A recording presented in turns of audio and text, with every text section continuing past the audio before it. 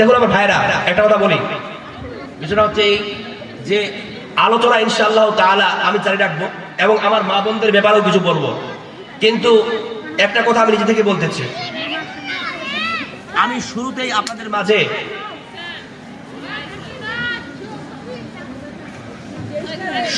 আপনাদের মাঝে একটা হাদিস পাঠ করে নিই। আহাব্বুল বিলাদি ইলাল্লাহি মাসাজিদুহা ওয়া আবগাযুল বিলাদি ইলাল্লাহি আসওয়াকুহা। আল্লাহর সরজমিনে, আল্লাহর এই পৃথিবীতে সবচাইতে উত্তম জায়গা হলো মসজিদ, আল্লাহর ঘর।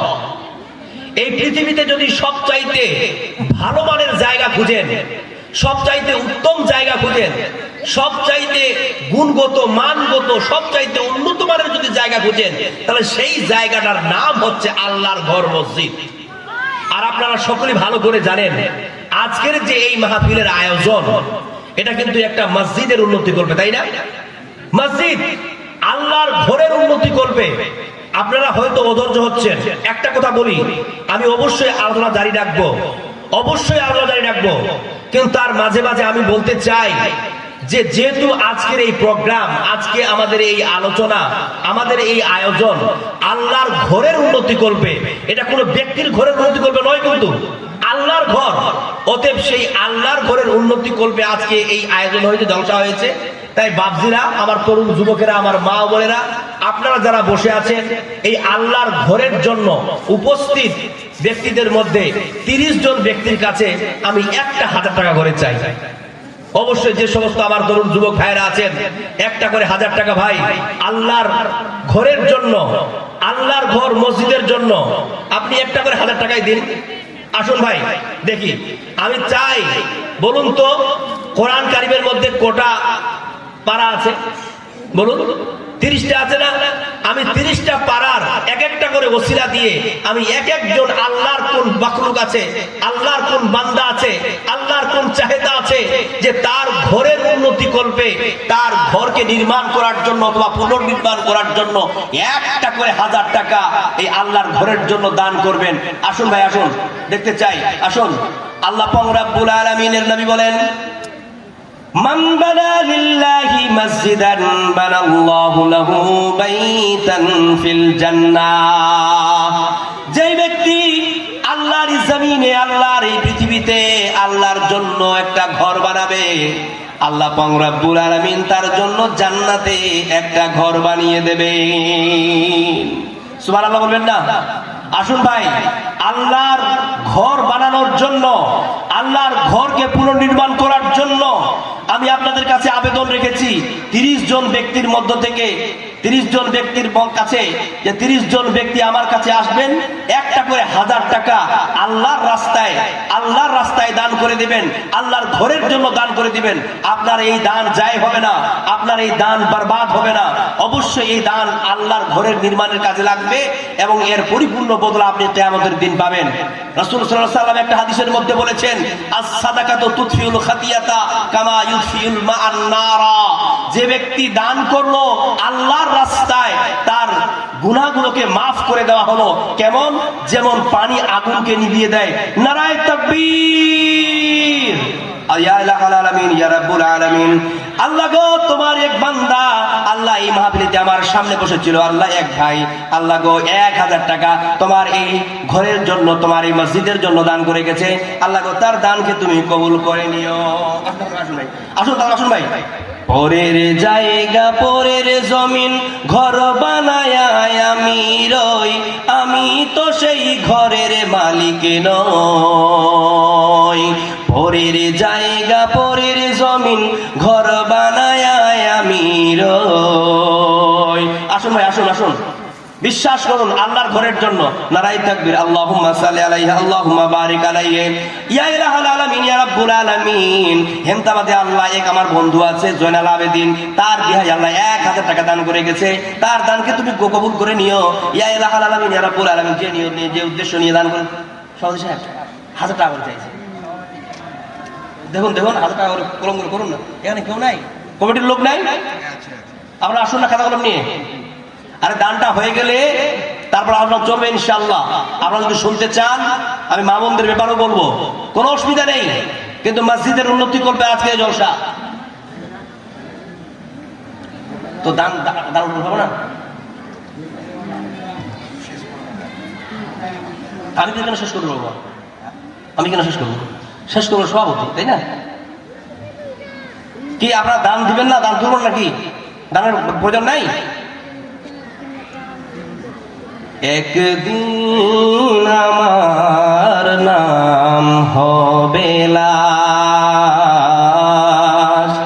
একদিন আমার নাম হবে লাশ। সাদা কাফন পড়বে দেহ, রবে না আর আপন কেহ। সাদা কাফন পড়বে দেহ। জাযাকাল্লাহ, আল্লাহুম্মা সাল্লি আলাইহি, আল্লাহুম্মা বারিক আলাইহি। ইয়া ইলাহাল আলামিন, ইয়া রাব্বুল আলামিন। এক বাপজি আমার 500 টাকা দিয়েছে আল্লাহ, পিছনে আরেকজন বাপজিরা দাঁড়িয়ে আছেন, বসে আছেন আল্লাহ, সেও 500 টাকা দিয়েছে। তার দানগুলোকে তুমি কবুল করে নিও। ইয়া ইলাহাল আলামিন, ইয়া রাব্বুল আলামিন। যে সমস্ত আমার বাপজিরা, যে সমস্ত আমার ভাইরা আল্লাহ তোমার এই ঘরের জন্য দান করতেছেন, তাদের দানগুলোকে তুমি কবুল করে নিও। এই দানের পরিবর্তে আল্লাহ তাদেরকে পরিপূর্ণ বদলা দান করিও মাওলা। যদি এই সমস্ত ভাইদের, এই সমস্ত বাপজিদের কোনো আপনজন কবরে শায়িত অবস্থায় থাকে, তাদের কবরগুলোকে তুমি জান্নাতের বাগিচা বানিয়ে দিও মাওলা। একদিন আমার নাম হবে লাশ, একদিন আমার নাম হবে লাশ। সাদা কাফন পড়বে দেহ, রবে না আর আপন কেহ। বন্ধ হবে রে নিঃশ্বাস, একদিন আমার নাম হবে লাশ, একদিন আমার নাম হবে লাশ। আসুন ভাই আসুন। আশ-সাদাকাতু তাতফিউল খাতিয়াতা কামা ইউতফিল মান নারা। আমার এক তরুণ যুবক ভাই 15 টাকা দিয়েছে। আল্লাহুম্মা সাল্লি আলাইহি, আল্লাহুম্মা বারিক আলাইহি। ইয়া ইলাহাল আলামিন, ইয়া রাব্বুল আলামিন। আল্লাহ তোমার এই ঘরের জন্য, আল্লাহ তোমার এই মসজিদের জন্য, আল্লাহ গো যেই জায়গায় গিয়ে তোমার বান্দারা সাজদায় অবনীত হয় আল্লাহ, তোমাকে ডাকে, তোমাকে স্মরণ করে আল্লাহ, এরকম একটা দামি জায়গা, এরকম একটা দামি জায়গার ব্যাপারে যারা দান করতেছে আল্লাহ, তাদের দানগুলোকে তুমি কবুল করে নিও আল্লাহ। ইয়া ইলাহাল আলামিন, ইয়া রাব্বুল আলামিন। এই যে যুবক ভাই আমার 1500 টাকা আল্লাহ তোমার ঘরের জন্য দান করে দিল আল্লাহ, এই দানের বিনিময় তাকে তুমি দুনিয়াতে সুখ স্বাচ্ছন্দ্যে রাখিও মাওলা, এবং তার বালা মুসিবত গুলোকে দূর করে দিও মাওলা। আমার এক ভাই আল্লাহ পাশেতে বসেছিল, 200 টাকা আল্লাহ তোমার ঘরের জন্য দান করে দিয়েছে, তার দানকে তুমি কবুল করে নিও মাওলা। আল্লাহ গো এই দানের বিনিময় আল্লাহ তাকে তুমি স্বাচ্ছন্দ্যতা দান করিও আল্লাহ, তার রুজি রুটিতে বরকত দান করিও মাওলা। নারায়ে তাকবীর। আল্লাহুম্মা সাল্লি আলাইহি, আল্লাহুম্মা বারিক আলাইহি। আরেকজন ভাই 500 টাকা দিয়েছে আল্লাহ, তার দানগুলোকে তুমি কবুল করে নিও মাওলা। ইয়া ইলাহাল আলামিন, ইয়া রাব্বুল আলামিন। যে সকল আমার ভাইরা একের পর এক তোমার এই ঘরের জন্য দান করে যায় মাওলা, তাদের দানগুলোকে তুমি কবুল করে নিও। কি ব্যাপার মা বোনেরা, আপনারা দান করবেন না? অবশ্যই দান করুন। স্বপ্ন আমার যত মনের মাঝে, সাজাতে চাই আমি তোমার সাজে। স্বপ্ন আমার যত মনের মাঝে, সাজাতে চাই আমি তোমার সাজে। প্রিয় রাসূল আমার হৃদয়ে আছে শুধু প্রাণ ভরে, সেই তো আমার স্বপ্ন আমার, সেই তো আমার স্বপ্ন আমার। আসুন ভাই আসুন। কি ব্যাপার আপনারা থেমে গেলেন যে? আল্লাহর ঘরের জন্য চাইছি গো, এই মসজিদ আল্লাহর ঘর, এই ঘরের নির্মাণ হবে, পুনর্নির্মাণ হবে, আপনারা দিবেন না? দেখুন আমার মুসলমান ভাইরা, আল্লাহ পাক রব্বুল আলামিনের নবী একটি হাদিসের মধ্যে বলেছেন, আস-সাদাকাতু তারাদ্দুম মিনাল বালা। যদি কেউ দান করে আল্লাহর রাস্তায়, আল্লাহ তাআলা এই দানের বিনিময় তাদের বালা মুসিবত গুলোকে দূর করে দেয়। আপনি কি জানেন ভাই যে আপনার ঘরে আপনার কাছে কোনো বালা আসছে কি আসছে না? হয়তো কোনো আনিত বালা আছে, যে বালাটা পথে আছে। এই যে দান করবেন, এই দানের বিনিময়, দানের বরকতে আল্লাহ তাআলা বালা মুসিবতকে দূর করে দিবেন। আসুন, আমি পূর্বেই বলেছিলাম যে বাংলাদেশের 5 দিনের সফরে আমার প্রচন্ড কষ্ট হয়েছিল, প্রচন্ড শীত। পয়লা বৈশাখ ছিল আর মানে পয়লা জানুয়ারি ছিল, আর পয়লা জানুয়ারিতে যে কষ্ট, যে শীত গেছে বলার শেষ নাই। আসুন ভাই, এই এই মসজিদের উন্নতি করবে আজকের এই জলসা, অবশ্যই দান উঠাতে হবে, না হলে কিন্তু হবে না। কিবার গ্রামের লোক নাই, কমিটির লোক খুবই দুর্বল, কিন্তু বাবজি মাদ্রাসা এখানে লিখতে হবে। আর ওখানে আপনারা চাই দিয়ে যাচ্ছেন কেন? লোকটা উঠে এসে, আমি মুসাফির মানুষ, আমার কাছ থেকে দোয়া নিয়ে যেতে পারবে না। আরে 10 টাকা 5 টাকা যা আছে তাই দিবেন। আপনাকে কে বলেছে যে আপনাকে 1000 টাকা দিতে হবে? না পারলে দিবেন না। খবরদার কখনো এটা মনে করবেন না যে আমার কাছে 1 টাকা আছে, এই 1 টাকা দিয়ে করব কি। আল্লাহর নবী একটি হাদিসের মধ্যে বলেন, as-sabaqatu dirhamu mi'atal dirhamin, যদি কোনো মানুষ 1 লক্ষ টাকা দান করে আর একজন ব্যক্তি যদি 1 টাকা দান করে, কখনো কখনো এমনও দেখা যায় যে 1 টাকার দান 1 লক্ষ টাকাকে অতিক্রম করে যেতে পারে। দান করছেন যে নিয়ত নিয়ে, এই নিয়তের উপরে ডিপেন্ড করে দেখা গেল যে কেউ 1 লক্ষ টাকা দান করেছে, তার দান হয়তো আল্লাহর কাছে কবুল হলো না, কিন্তু কোনো গরিব মানুষ হয়তো 1 টাকা দান করেছে, তার দানটা আল্লাহর কাছে কবুল হয়ে গেছে। ওই 1 লক্ষ টাকার থেকে অধিক পরিমাণে কবুল হয়ে গেছে। অতএব দান হচ্ছে নিয়তের ব্যাপার। আমি একজন আল্লাহর বান্দা, আল্লাহর জমিনে খাচ্ছি, পড়ছি, ঘুরছি, আল্লাহর ঘরের জন্য 10 টাকা দিব, 5 টাকা দিব, এত ভাববো কেন? দেখুন আমার ভাইরা, আমার মুসলমান ভাইরা, ও আমার বাচ্চারা, তরুণ যুবকেরা, শোনো, এখানে 1 গুচ্ছ টাকা আমার কোনো ভাই আল্লাহ এখানে দান করেছে, কোনো বাপজি দান করেছে। আল্লাহ যে নিয়ত নিয়ে, যে উদ্দেশ্য নিয়ে তারা দান করেছে, আল্লাহ তাদের দানগুলোকে তুমি কবুল করে নিও। আল্লাহুম্মা সাল্লি আলাইহি, আল্লাহুম্মা বারিক আলাইহি। কোটি টাকার মালিক দেখো অভাব হয় না দূর, গরিব ঘুমায় আরাম করে মনটা বাহাদুর। ইয়া ইলাহুল আলামিন, ইয়া রাব্বুল আলামিন, ছোট্ট একটা বাচ্চা আল্লাহ তোমার এই মসজিদের জন্য, তোমার এই ঘরের জন্য 100 টাকা দান করে গেছে, তার দানকে তুমি কবুল করে নিও। মা বোনেরা, আপনাদের দিকে একটা চাদর তুলুন না, চাদর চাদর। মা বোনদের মধ্য থেকে কেউ একজন উঠে বা 2 জন মিলে একটা চাদর ধরুন না সামনে, যা আছে তাই দেন। আল্লাহুম্মা সাল্লি আলাইহি, আল্লাহুম্মা বারিক আলাইহি। আমার এক তরুণ যুবক ভাই 200 টাকা দান দিয়েছে, আল্লাহ তার দানকে তুমি কবুল করে নাও। ইয়া ইলাহুল আলামিন, আমার এক ছোট্ট বোন আল্লাহ তোমার এই ঘরের জন্য দান করেছে 100 টাকা। আরেকটা বোন আল্লাহ 20 টাকা দান করেছে, আল্লাহ তার দানগুলোকে তুমি কবুল করে নিও। যার যতটুকু আছে ততটুকু দিবেন। দেখুন, আপনারা দান দিন, দানের পর্বটা শেষ হয়ে গেলে আপনাদের আজকের এই জলসার প্রধান মুখ্য বক্তা বাকি আছে। আমার পরে ওই প্রধান বক্তা অবশ্যই আপনাদের মাঝে আসবে, ওই প্রধান বক্তার আলোচনা শ্রবণ করে যাবেন। আমি এতটুকু বলি, যেহেতু এটা মসজিদের উন্নতি কল্পের জালসা, উন্নতি কল্পের দিকে দৃষ্টিপাত করে একটু দানের প্রোগ্রামে শেষ করুন। আসুন ভাইরা, আসুন।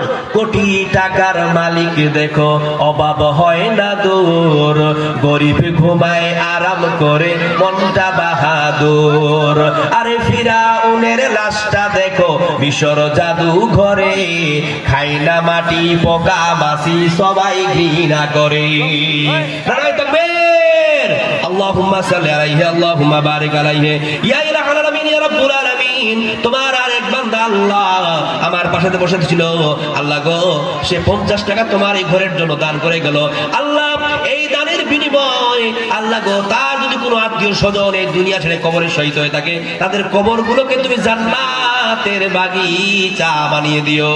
ইয়া ইলাহুল আলামিন, যেই নিয়ত নিয়ে, যে উদ্দেশ্য নিয়ে আমার মায়েরা, আমার বোনেরা, আমার বাপজিরা, আমার চাচারা, আমার ভাইরা দান করতেছে এই মসজিদের জন্য, আল্লাহ তোমার ঘরের জন্য, তাদেরকে পরিপূর্ণ তুমি বদলা দিয়ে দিও। এমন কেউ নাই ভাই, এমন কেউ নাই যে তার মা, তার বাবা এই পৃথিবী ছেড়ে চলে গেছে, আজ আপনি অর্থ পেয়েছেন, আজ আপনি শক্তি পেয়েছেন, রক্ত পেয়েছেন, খুন পেয়েছেন, হাত পা চোখ নাক সব সুস্থতার সঙ্গে পেয়েছেন। আপনার মা বাবার মৃত বাবার জন্য আপনি 100 টাকা হোক, 500 টাকা হোক, 1000 টাকা হোক এই মসজিদের জন্য দান করতে পারবেন না? একজন সাহাবী আল্লাহ রাসূলের কাছে এসে বলছে, ইন্নি উম্মি ফুরিতাত নাফসুহা, ইয়া রাসূলুল্লাহ, আমার মা মারা গেছে কিন্তু লাম তুসি, ওসিয়ত করে যায় নাই, আমি কি করব? এখন যদি আমি আমার মায়ের জন্য সাদকা করি, ওয়া ইন তাসাদদাকতু আনহা, যদি আমি আমার মায়ের জন্য সাদকা করি, তাহলে এই সাদকার সওয়াব কি আমার মায়ের কাছে পৌঁছাবে? রাসূল সাল্লাল্লাহু আলাইহি সাল্লাম বললেন, নাম, জি হ্যাঁ, অবশ্যই পৌঁছাবে। তুমি যদি তোমার মৃত বাবা মার জন্য দান করো, এই দান তোমার বাবা মা তোমার আমল নামাই পৌঁছে যাবে। সুতরাং আমার তরুণ যুবকেরা বসে আছে, অনেক ভাইয়েরা বসে আছে যাদের মা বাবা পৃথিবী ছেড়ে চলে গেছে, আল্লাহ তারা যদি চায় তাদের বাবা মার নামে 100 টাকা, 50 টাকা, 10 টাকা যতটুকু হোক না কেন আল্লাহর ঘরের জন্য দান করবেন, অবশ্যই আপনারা দিয়ে যাবেন।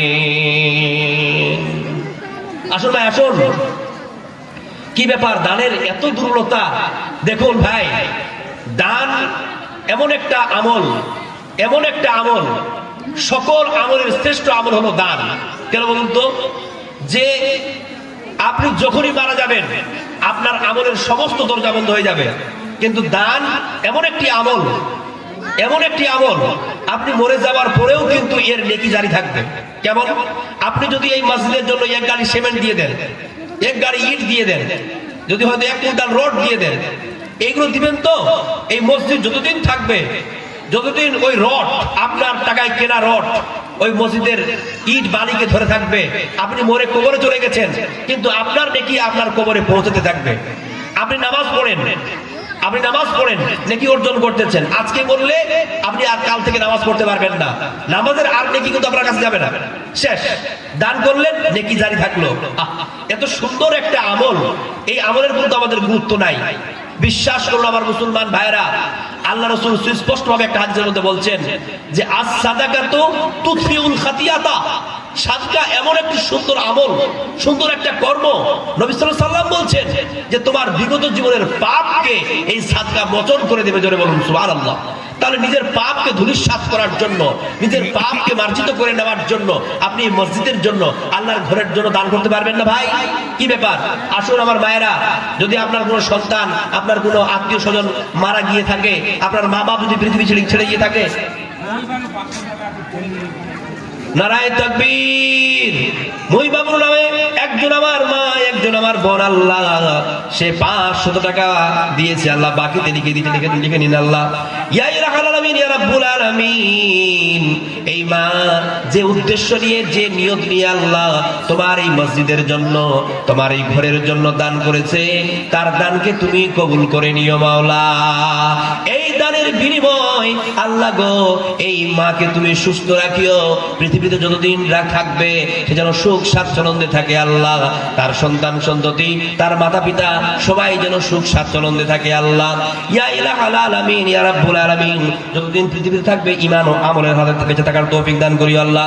একজন ভাই আমার 50 টাকা দান করেছে, আল্লাহ তার দানকে তুমি কবুল করে নিও। ইয়া ইলাহাল আলামিন, ইয়া রাব্বুল আলামিন, এই দানের বিনিময় আল্লাহ গো তাকে তুমি সহি সালামতে পৃথিবীতে বেঁচে থাকার তৌফিক দান করিও। যখন সেই পৃথিবী ছেড়ে কবরে চলে যাবে, তার কবরকে তুমি নূরে মানওয়ার করে দিও, তার কবরকে তুমি জান্নাতের ফুল বাগিচা বানিয়ে দিও। মা গো, ও গো মা, প্রিয় মা, আমার মা, মা গো।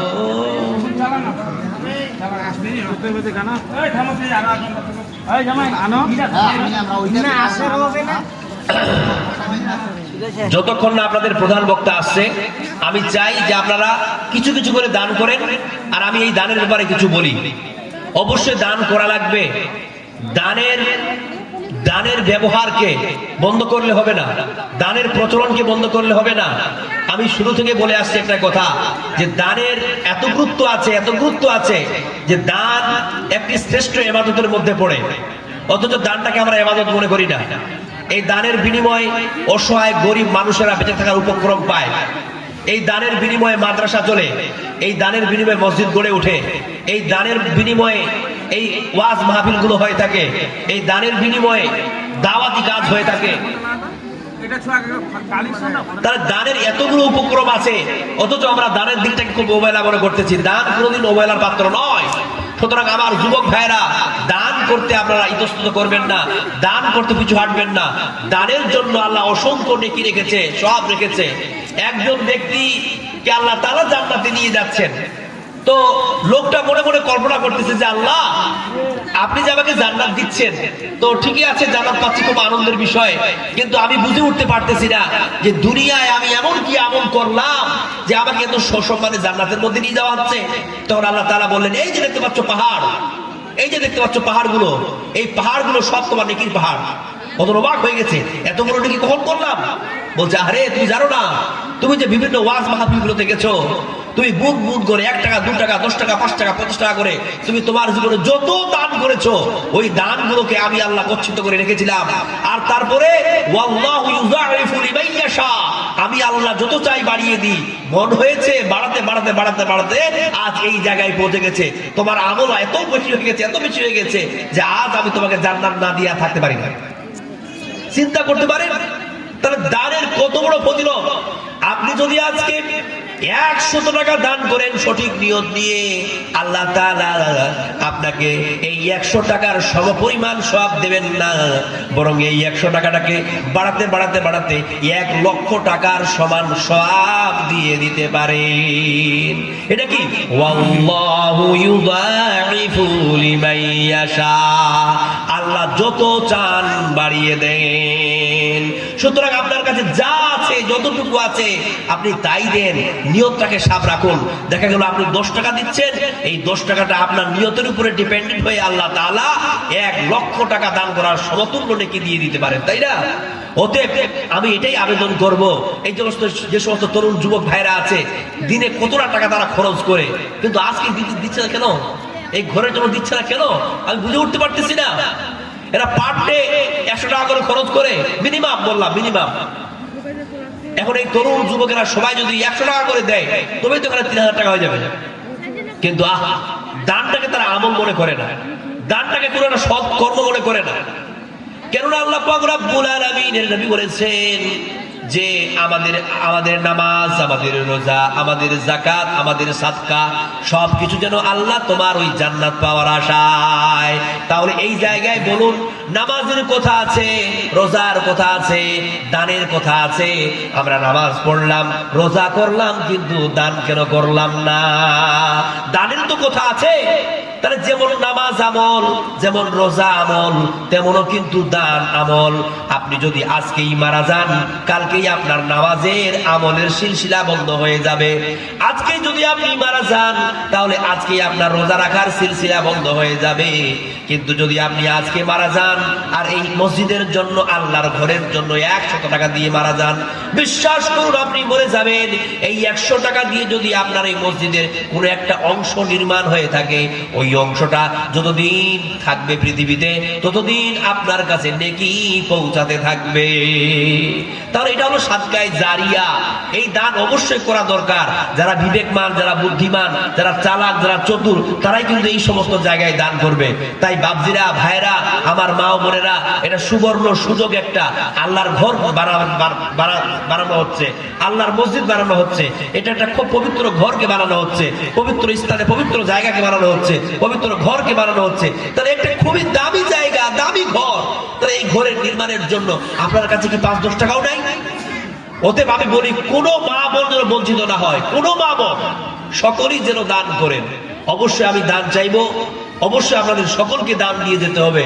দেখুন একটা কথা বলি, আল্লাহ তাআলা বলছেন বখিল কোনদিন জান্নাতে যাবে? বখিল কোনদিন আল্লাহর জান্নাতে যাবে না। একটা ছোট্ট ঘটনা উপস্থাপন করছি, একটু মন দিয়ে শুনবেন। গ্রামে একটা বখিল ছিল, হ্যাঁ। তো এত বড় মাপের বখিল, এত বড় মাপের বখিল যে সে খাবার খেত না। কেন জানেন? সরি, সে পায়খানা করতো না। এত বড় মাপের বখিল যে সে পায়খানা করতো না। কারণ এই জন্য সে পায়খানা করতো না যে পায়খানা করলেই তো খেতে হবে, তাই না? আর খাবার খেলেই তো খরচ হবে। তো এই খরচের ভয়ে সে পায়খানা করতো না। এত বড় মাপের বখিল ছিল সে। এবার দেখা দিল যে সেই গ্রামেরই একজন প্রধান, সে অসুস্থ হয়ে গেছে, তার রক্ত লাগবে। তার রক্তের যে গ্রুপ, ব্লাডের যে গ্রুপ, এটা কিন্তু কারোর সঙ্গে ম্যাচ করতেছে না, ওই বখিলের সঙ্গে ম্যাচ করে গেছে। এটা জানতে পারা গেল। তখন ওই বখিলকে ধরে বেঁধে নিয়ে চলে গেছে প্রধান, ডক্টরের মাধ্যম দিয়ে। বলছে, বখিল, তোকে রক্ত দিতে হবে, প্রধানের ব্লাড গ্রুপ আর তোর ব্লাড গ্রুপ ম্যাচ করে গেছে, প্রধানের রক্ত লাগবে, সুতরাং তোমাকে রক্ত দিতে হবে। বখিল ধরে বলে, আল্লাহ, রক্ত দিতে হবে? আমি এত বখিল, খরচের ভয়ে পায়খানা পর্যন্ত করি না, আর এখন যদি আমার গা থেকে রক্ত নেওয়া হয় তাহলে আমি বড় দুর্বল হয়ে যাবো। না না, দিতে পারবো না। প্রধান বলে কথা, তাই কিনা? প্রধান বলে কথা, তাকে শুইয়ে দিয়ে জোরপূর্বক তার শরীর থেকে এক প্যাক রক্ত বের করে দিয়েছে। বের করে নেওয়ার পর প্রধান মনে মনে ভাবে যে জোর করে তো রক্ত নিয়ে দিলাম, লোকটা তো বেচারা মন খারাপ হয়ে গেছে, তো তাকে একটু উপহার দিয়ে দিই। পকেট থেকে 1000 টাকার একটা নোট বের করে, বা 2টা 500 টাকার নোট 1000 টাকা ওই বকিলের হাতে থামিয়ে দিয়েছে। বকিল তখন টাকা পেয়ে বলছে আল্লাহ, মাশাআল্লাহ, টাকা পাওয়া গেল। তখন সে বলছে, প্রধান সাহেব আচ্ছা ঠিক আছে, যদি এরপরে আবার রক্ত লাগে তো বলবেন, আমি রাজি আছি, অসুবিধা নেই। মানে বকিলের টাকার লোক ধরে গেল। প্রায় 1 মাস পর প্রধানের আবার রক্তের প্রয়োজন পড়েছে। বকিল তো অটোমেটিক বলা মাত্রই চলে এসেছে। আসার পরে বকিল শুয়ে গেছে, ডক্টর তার শরীর থেকে 2 প্যাক রক্ত বের করে নিয়েছে। কয় প্যাক? 2 প্যাক। এবার ওই বকিল তখন এইভাবে হাত বসলাচ্ছে আর বলছে, প্রধান সাহেব রক্ত তো নেওয়া হয়ে গেল, তো এবার আমার হিসাবটা একটু বুঝিয়ে দিন। তখন প্রধান ওই পকেটে হাত ভরে 1 টাকার একটা কয়েন তার হাতে দিল থামিয়ে। সে বলছে, প্রধান সাহেব কি করলেন? এর আগে 1 প্যাক দিলেন তো 1000 টাকা, এবার তো 2 প্যাক, তার মানে 2000 টাকা হবে, তো আপনি 1 টাকা দিলেন মানে? তখন প্রধান বলছে, কি করবো রে বকিল, তোর রক্ত আমার শরীরে যাওয়ার পরে আমি নিজেও বকিল হয়ে গেছি। বুঝা গেল না? আসলে এইভাবে বকিলের প্রতিক্রিয়া হয়। আমরা যারা বকিল, আমাদের পাশের লোকটাকেও আমরা বকিল বানাবার চেষ্টা করি না? কেন করি? আমার বন্ধু সে দান করতে চাইছে আল্লাহর রাস্তায়, থাক দিতে হবে না, দিতে হবে না। আরে 100 টাকা তুই দিবি, আজ যদি 300 টাকা থেকে যায় তোর কাছে, তারপরে দিন তোর 100 টাকা খরচ হবে, হাট বাজার হবে, দিস না, এটা দিয়ে লাভ নেই, কোনো ফায়দা নাই। এভাবে আপনার কি করছে? আপনার প্রবণতা নষ্ট করতেছে, আপনাকে বকিলতা করার আদেশ প্রদান করতেছে, অথবা প্রবণতা সৃষ্টি করাচ্ছে। এইভাবে যারা করে তাদের পরিণাম কি? এই বিষয়ে আল্লাহ তাআলা কি বলেছেন? আল্লাহ পাক রব্বুল আলামিন বলেন, ওয়াল্লাযীনা ইয়াবখালুনা ইয়া'মুরুনান নাস বিল বুখলি, যেই ব্যক্তি নিজেরাই বখিলি করে, কার্পণ্য করে এবং অন্যকে বখিলতা করার আদেশ প্রদান করে, আল্লাহ তাআলা বলছেন তাদের জন্য আমি দর্দনাক আযাব তৈরি করে রেখেছি। জোরে বলুন সুবহানাল্লাহ। যারা বখিলি করে এবং অন্যকেও বখিলতা করার প্রবণতা দান করে, আল্লাহ তাআলা বলছেন এদের জন্য আমি দর্দনাক আযাব তৈরি করে রেখেছি। তাহলে আমার মুসলমান ভাইরা, এমনটা কোনোদিন হবেন না আপনি নিজে বখিল, চুপ থাকুন, কিন্তু অন্যকে বখিলতা করার প্রবণতা দান করবেন না। যদি করেন এর পরিণাম কিন্তু আপনার কি হবে? সোজা জাহান্নাম। ওদের জন্য আল্লাহ তাআলা জাহান্নাম তৈরি করে রেখেছে। সুতরাং আমার মুসলমান ভাইরা, আপনারা অবশ্যই দান দিবেন। কারণটা হচ্ছে কি, এই মসজিদ যদি আবাদ না হয় তাহলে কিন্তু আমরা জান্নাত যেতে পারবো না। কেন বলুন তো? এই জন্যই যে মসজিদ যদি কায়েম না হয়, মসজিদ যদি আবাদ না হয়, তাহলে আমরা নামাজ পড়বো কোথায়? এবার নামাজ যদি আমরা না পড়ি, তাহলে আল্লাহর জান্নাতে আমরা যেতে পারবো না। তাহলে মসজিদ আমাদের জন্য আমাদের নিজের বাড়িঘর থেকে ম্যান্ডেটরি। আমরা আমাদের নিজের বাড়িগুলোকে শ্বেত পাথর, মার্বেল পাথর, কত না কি সুন্দর করে সাজিয়েছি, কিন্তু সবাই মিলে যে একটা ঘর বানাবো, সবাই মিলে যে একটা আল্লাহর মসজিদ তৈরি করব, এই দিকে আমাদের আর চেষ্টা নাই। এটা আমাদের দুর্বলতা, এটা আমাদের ইমানের একটা কমজোরি, ইমানের একটা দুর্বলতা। সুতরাং আমি চাইবো যে আপনারা অবশ্যই আল্লাহর রাস্তায় লিল্লাহিয়াতের সাথে এই মসজিদের জন্য, আল্লাহর ঘরের জন্য দান করবেন। আর তো দান করবেন নাকি? যদি দান না হয়, রাত অনেক হয়ে গেছে, প্রধানমন্ত্রীকে নিয়ে আসুন না,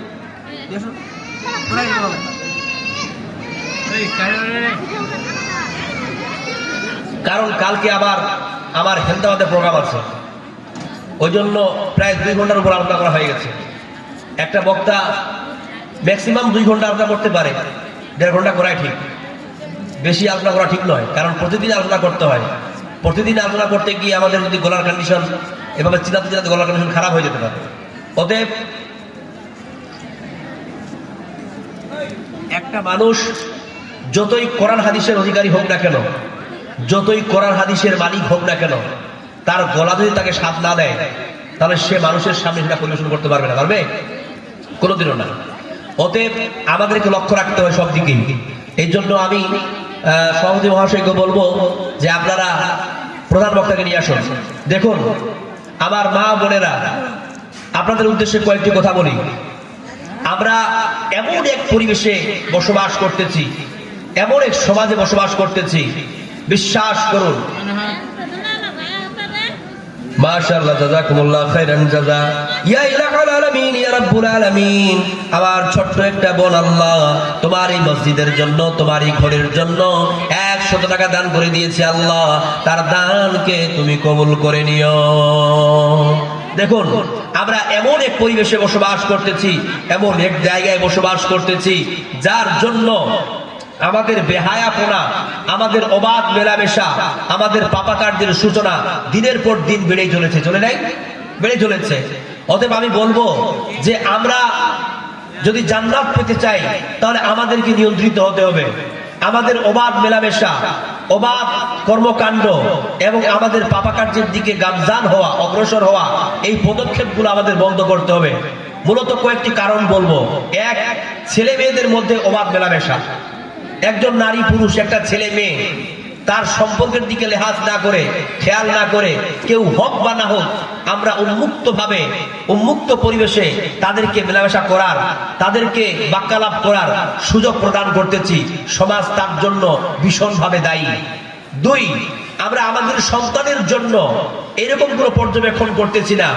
আমার সন্তান এখন নিজেকে তৈরি করার, অর্থাৎ তার ক্যারিয়ারকে তৈরি করার এটা উপযুক্ত একটা সময়, সুতরাং সে কিতাবের দিকে থাকবে, বইয়ের দিকে থাকবে, সে অধ্যয়ন করবে, পড়াশোনা করবে। কিন্তু না, আমরা পিতামাতারা আমাদের সন্তানের হাতে হাতে আমরা মোবাইল থামিয়ে দিয়েছি। সে প্রতিনিয়ত মোবাইল টিপে, সে যখন স্কুলে যায়, সে যখন টিউশনে যায়, সে যখন কলেজে যায়, সে যখন গাড়িতে থাকে, সে যখন বাড়িতে থাকে, সে যখন খাড়িতে থাকে, এনি টাইম সে মোবাইল ইউজ করে।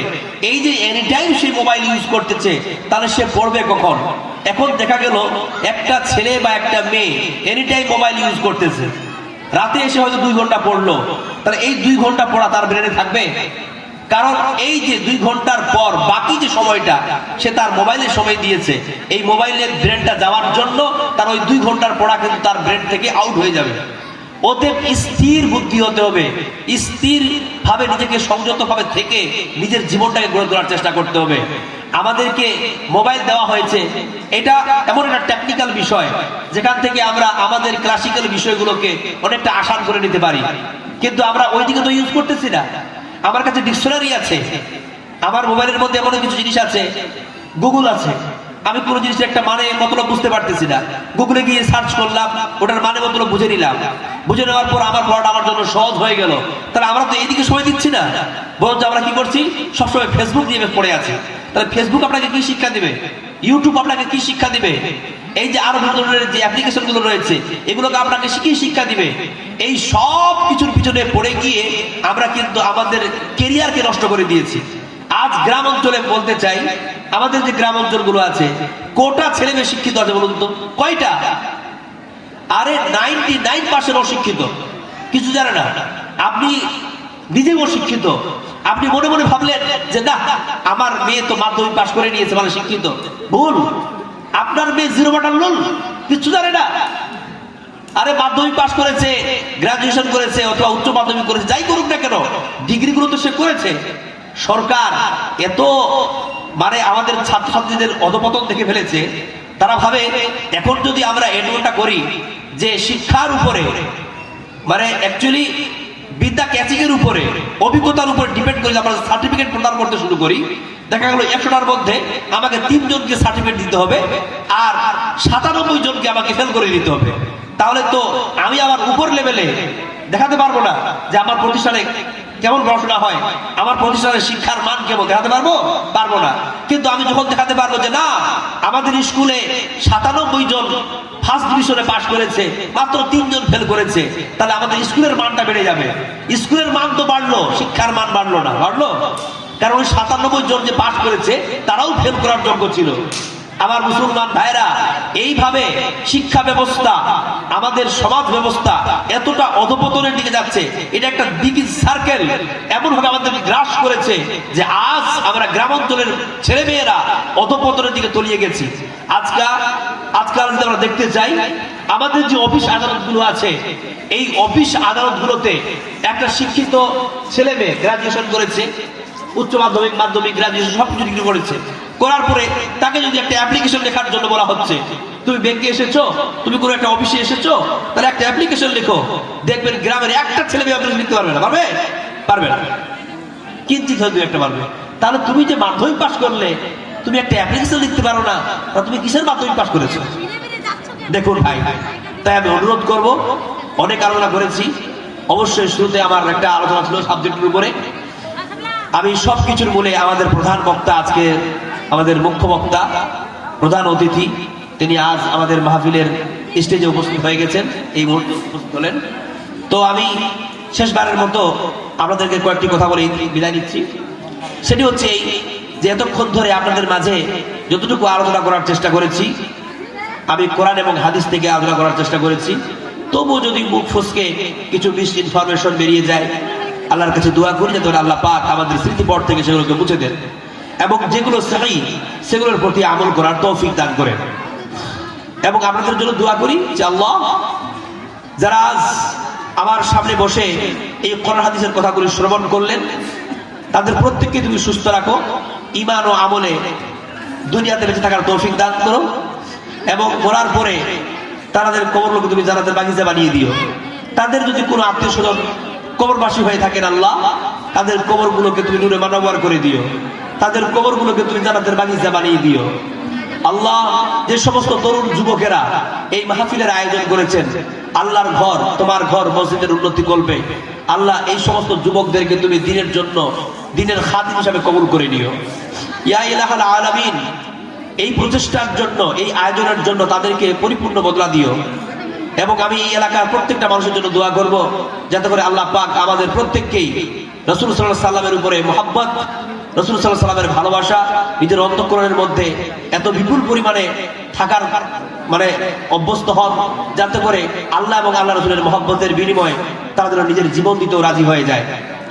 এবং এখানে যারা এতক্ষণ পর্যন্ত দান করলেন, আমার ভাইরা, আমার বাপজিরা, আমার মা ও বোনেরা, এই দানগুলোকে আল্লাহ সদরে গ্রহণ করেন এবং আপনারা যে যে নিয়ত নিয়ে, উদ্দেশ্য নিয়ে দান করেছেন, সেই নিয়তের উপরে ডিপেন্ড করে আল্লাহ তাআলা যেন আপনাদেরকে পরিপূর্ণ বদলা দান করেন। এই বলে আমি আমার সংক্ষিপ্ত আলোচনা ইতি করতেছি। ওয়া মা আখিরি দাওয়ানা আনিল হামদুলিল্লাহি রাব্বিল আলামিন। আসসালামু আলাইকুম।